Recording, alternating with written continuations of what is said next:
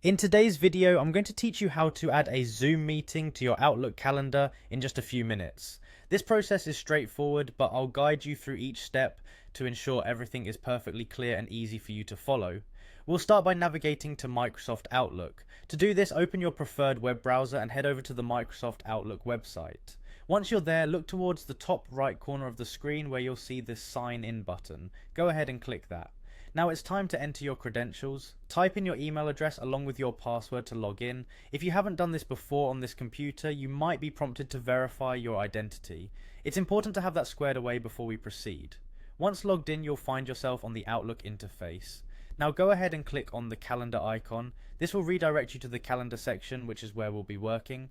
Next, let's create the event you want to host. Look for the new event button, it should be quite prominent, and click on it.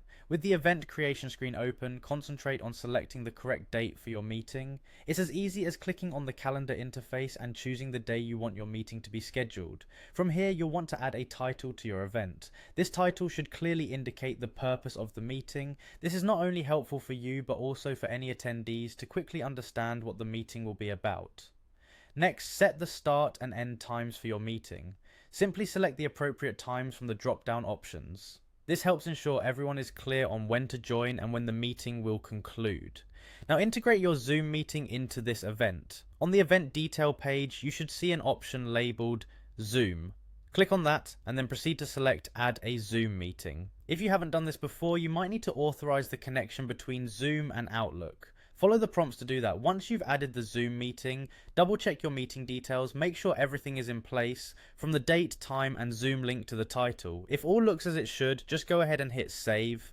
This ensures your meeting is now visible in your Outlook calendar and attendees have all the information they need to join the call smoothly. And that's it, your Zoom meeting is now neatly integrated into your Outlook calendar.